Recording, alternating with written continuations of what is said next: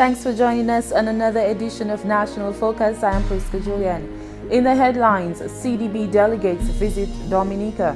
Environment Minister wants action for climate change agreement, and Venezuela on a media campaign to repair its image. Stay with us for details of these and other developing stories after this. When you think about it, food is life. That's why people come to Dominica. They don't only come for the waterfall or the scenery or the views, but it's the flavor. Sometimes it is just what they can taste.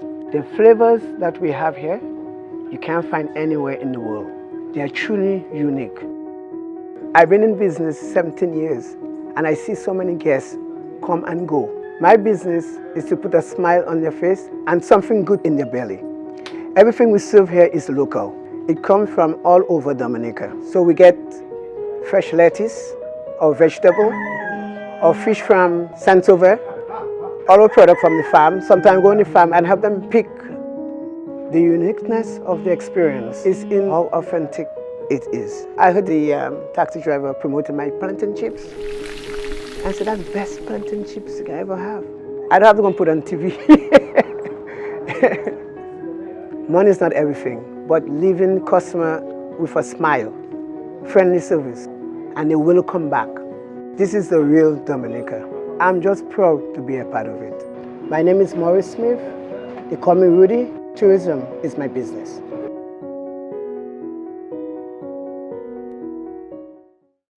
Thanks for staying with us. A partnership geared at developing Dominica is the way in which the Honorable Prime Minister, Dr. Roosevelt Skerrit, has described the relationship between Dominica and the Caribbean Development Bank. The President of the CDB, Dr. William Warren Smith, along with Vice President Monica LaBennett and Director of Projects Daniel Best, are currently on island discussing the way forward. The nation's leader says over the years the CDB has financed several infrastructural projects such as the A1 water system in the Roosevelt catchment area and the water storage facilities which provide water to the tourist ships. Honorable Skerrit revealed that Dominica will continue to build its resilience in partnership with the Caribbean Development Bank. In June, contracts were signed for two major projects, the rehabilitation of the road in Layou and Lodi. These roads were compromised during the passage of Tropical Storm Erica. The financing for this project was approved under the CDB. And with enthusiasm, the Honorable Prime Minister revealed some of the projects which will be undertaken shortly and will be implemented by the CDB. The second project that is in the Layou area will be the construction of the Community Resource Center that will also serve as a model hurricane shelter or disaster shelter for the residents of Layou. It will be on higher ground so that in the event of flooding, the residents of Layou will be safe. We should sign this contract hopefully by next week, God's willing, and we should see work a matter of weeks thereafter. We have gone to tender. If you look at the junction going up at Buffett State going up to Emsal, there has been a drop, and we've had drums there for several years. We have gone to tender. The contractors have visited the site. Once we receive that submission by the contractors, of course, it will be assessed, and we'll make a determination based on the technical submissions. Honorable Skerrit described discussions with the officials as productive and one which should yield positive results for Dominica. I'm extremely satisfied with his visit and the discussions which we had, which were very frank and open and transparent. And for us, it's not about this CDB and Dominica. It is about a partnership. It is about a long-standing relationship. And I do not see us leaving the CDB, neither do I see this CDB leaving us. So we are joined at the hip, and there's no way we can part ways. But I am very pleased with the presence of the President and the staff and senior staff, and we look forward to an improved, not only we have good relations, it's an improved administrative relationship and so on. So I should maybe qualify it in that way, for want of a better phrase. The Caribbean Development Bank has provided assistance through the Agricultural Industrial Bank of Dominica, Aid Bank, for the training of teachers and Dominica's human resource. The Honorable Prime Minister praised the CDB for being one of the first partners to assist Dominica after the passage of Tropical Storm Erica through grant funding and concessionary loans. President of the CDB, Dr. William Warren Smith, gave his commitment to establishing a stronger relationship with Dominica for the development of both parties. We felt that it was important that we come here, not only to let you know that we have Dominica's interests at heart, but we want to be a better partner than we have been in the past. And I think that what we heard from you today was not only frank, but it was instructive. And I can assure you and the other members of your government and the people of Dominica that we recognize that we need to step up our game. Also this news time, the Honorable Minister for Justice, Immigration and National Security, Rayburn Blackmore, says he is disappointed that the current administration's effort to financially assist hurricane-battered islands is being criticized. Honorable Blackmore expressed his disappointment while addressing a press briefing on Wednesday, where he provided an update on progress made to bring relief to those affected by Hurricane Irma. The Honorable Justice Minister noted that these countries assisted Dominica following the passage of Tropical Storm Erica in 2015, and therefore the favor should be returned. I can recall during the passage of Erica, we had a member from the Congress came into Dominica along with Ambassador Lauren Bannis to Dominica. They chartered a plane to come to Sudan. They made contribution with building materials and other things for people who are affected. We cannot go on the radio and any form of the media and to be upset about the Prime Minister or this government. And the people of Dominica showing gratitude to people who have helped us. Honorable Blackmore says, for example, how can Dominica not assist a country like Cuba, which has demonstrated true friendship for many years?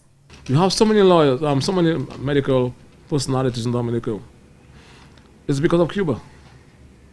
Those of us who had bad eyesight, our visions have been corrected because of Cuba. We cannot come and criticize the Prime Minister, for assisting a brother who was always there for us. Isn't that so? And I believe that we must use this occasion to do some serious introspection of ourselves and to see ourselves as, being on the earth for a period of time and to do our best to make the world a better place for others to pass. So I'm very happy to be part of our government who sees it fit to assist persons who have been there for us all the time. Dominica has made an over $2 million financial contribution to countries which were affected by Hurricane Irma to assist with their rebuilding efforts. The devastation caused by Hurricane Irma on the islands of St. Martin, Tortola, Anguilla, Barbuda, and Cuba is another clear indication of how detrimental the effects of climate change is to the region. Not only has infrastructure been affected, but lives lost and economies destroyed. The Climate Change Agreement, which was recently ratified following COP21, went into effect in November of 2016. This agreement makes available resources to help nations most affected by climate change to build resilience. Speaking at a press conference on Monday, Prime Minister Honorable Roosevelt Skerrit underscored the importance of simplified mechanisms for accessing and utilizing these funds. Dominica signed and ratified the Climate Paris Accord, and we have been strong advocates of getting this agreement concluded, because the international community had been kicking this this proverbial can down the road at every COP summit. Fortunately, we were able to get an agreement in Paris with the leadership of the president of China, with the leadership of the then president of the United States of America, and the leadership of the then president of France and other world leaders. But for the Paris Accord to make sense to us, who are the main sufferers of climate change, the mechanism for getting the resources to us to build resilience is critical. We cannot subject the resources that have been pledged, the $100 billion that have been pledged, to protracted bureaucratic procedures. I made the point in Antigua last night that these disasters are not going to wait for us to put things in place. They are coming every year. You're watching National Focus. More when we return. I've been in the business for over 16 years. I get up in the mornings and I look forward to having the next cruise ship berth on island. When the visitor steps off the ship, the first impression is me. And I believe that I need to put my best foot forward and to ensure that everything I do it to the best of my ability. Based on my recommendation, visitors go to various sites, restaurants, bars, and vendors. I take that responsibility very seriously. I would like that the guest receives the same service that I have provided to that individual or guest. This business is bigger than me. Everybody plays a role. The cleaner who cleans my bus, my mechanic who does my checks, those persons ensure that I provide a quality service to the guest. The tourism dollar doesn't just stop with me. It allows me to pay the bank, visit the supermarket to feed myself and family, and have a drink with friends. My name is Jenna Gist, and tourism is my business. The Honorable Minister for Health and Environment, Dr. Kenneth Daru, has called for action on the implementation of the Paris Climate Accord. The Paris Climate Accord, which was ratified last November, is an agreement within the United Nations Framework Convention on change dealing with greenhouse gas emissions, mitigation, adaptation, and finance. It's 2 years now since the Paris Agreement, and it's more than, we spent maybe almost 2 to 3 decades, bantering over words, and so now, yes, this nice glossy document that we all signed, and and eventually, we eventually had to go to the UN to officially ratify, etc. But all of this is good, but we need action, and we need action now. We need action 10 years ago. The Bolivarian Republic of Venezuela is on a campaign to continue spreading the truth about the situation in the country.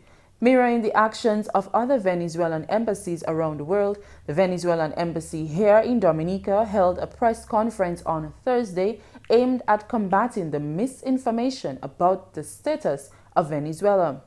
International political analyst Bassam Tajulin blames negative stories about the situation in Venezuela on the U.S. media, who he claims have marred the world's perception about his country.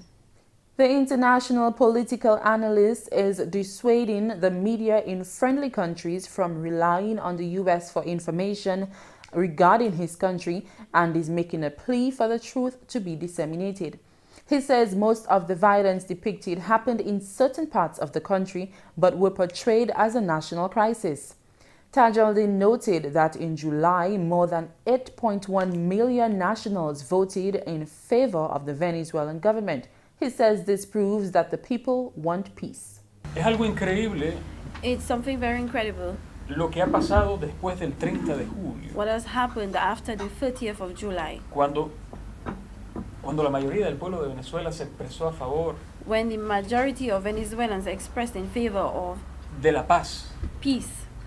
Y votó a favor de la Asamblea Nacional Constituyente. And they voted towards the National Constituent Assembly. De pronto, las calles al día siguiente de la Asamblea Nacional Constituyente. And soon, the day after the National Constituent Assembly. Cuando el mundo apostó de que iba a venir el verdadero caos y la guerra civil. When the whole world thought that the civil war would finally come. Todos hemos visto que llegó fue la paz. We all saw that what came was peace. Senator the Honorable Jaiziah Benoit will represent Dominica at a solidarity rally in Venezuela on Saturday. Other friendly countries around the world will also hold events, and the Honorable Prime Minister Dr. Roosevelt Skerrit is expected to address a solidarity event carded for this Saturday at the Simon Bolivar Square in Goodwill. In more news, the Dominica Festivals Commission's events assistant Marvel Williams has confirmed that the much-anticipated promotions for this year's World Creole Music Festival are on schedule. Williams told a news conference on Wednesday that the annual Friday Duive begins on September 29, 2017. We'll be continuing with our local promotions in terms of the Duives. September 29th is our first Duive. It will follow the same pattern as last year. So we are inviting everyone to the Roosevelt Bayfront. Come, let's get a feel of what is being offered this year. Let's cooperate, network, be friendly, drink a beer together, play dominoes together, and just have fun in an ambient and welcoming environment. We will continue with the road shows. Our first road show is on September 30th, and we have a major surprise as it relates to the road shows, but you will hear a little bit more about it as the weeks goes on. She also revealed that efforts are currently being made to promote the World Creole Music Festival in the French West Indies. Currently, Mr. Ezra Winston, who is a marketing executive of the Discover Dominica Authority, and Miss Vicky Chandler, who is our head of marketing, they are currently in the French West Indies, making sure that patrons are aware of all the activities, the lineup, all the surprises that we have coming up in the upcoming weeks for the World Creole Music Festival. And we are right on gear with our weekly press conferences. You'll be hearing a lot from us in terms of radio and television promotion. So we are working closely with the local media companies to ensure that all the information that is necessary is disseminated to the public. Mr. Wadix Charles, who is a big affiliate of the World Creole Music Festival, will be joining the team in the French West Indies as well. You will be hearing from them in terms of live broadcast, so pay attention to DBS Radio, to our Facebook page at Dominica Festivals, just to get a feel of how it is that we're promoting the World Creole Music Festival overseas. This year's lineup consists of a mix of zouk, compa, soca, bouillon, afrobeat, calypso, and reggae. I've worked in the service industry for 9 years, and I love it because of the people I get to meet every day. And that's one of the reasons I went back to college, to be better able to serve the tourists when they come to our destination and to be able to learn more about Dominica. I love learning more about Dominica because the more I learn, the more I can share. And I just want to share Dominica with everyone. I'm from Munjan, which is in the southeast of Dominica, and have lived overseas for 24 years. Living overseas has made me appreciate Dominica and all it has to offer, like taking a walk in the forest, going to the botanical garden, or even drinking fresh Swiss water. I never thought I could miss green so much. Even as a student, I'm still directly linked to the tourism industry, from something as simple as giving directions to tourists, or even more involved like an internship at a hotel or a cleanup campaign with the HTA. As a tourism student, I have made the decision to take my place in this tourism industry. My name is Lucina Nicholas, and tourism is my business.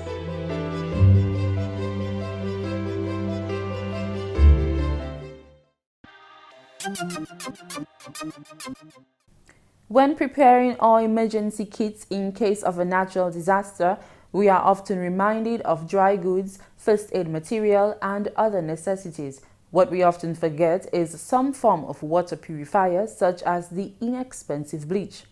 Given that after a natural disaster, water may be scarce or polluted, or you may not be able to boil the water before using, a few drops of bleach may be the lifesaver for avoiding dehydration. For example, 8 drops of 6% bleach or 6 drops of 8.25% bleach to each gallon of water. Double the amount of bleach if the water is cloudy, colored, or very cold. Stir and let stand for 30 minutes. The water should have a slight chlorine odor. If it doesn't, repeat the dosage and let stand for another 15 minutes before use. If the chlorine taste is too strong, pour the water from one clean container to another and let it stand for a few hours before use. That's all for this edition of National Focus. We always welcome your suggestions and comments. Drop us an email at gis@dominica.gov.dm or visit our website news.gov.dm. Like our Facebook page, facebook.com/GIS News Dominica, and follow our Twitter at GIS Dominica. You can also catch up on past National Focus newscasts on our GIS YouTube channel. Live streaming is also available on our YouTube channel 24 hours a day. From all of us here on the GIS News production team, I am Prisca Julien. Thanks for watching.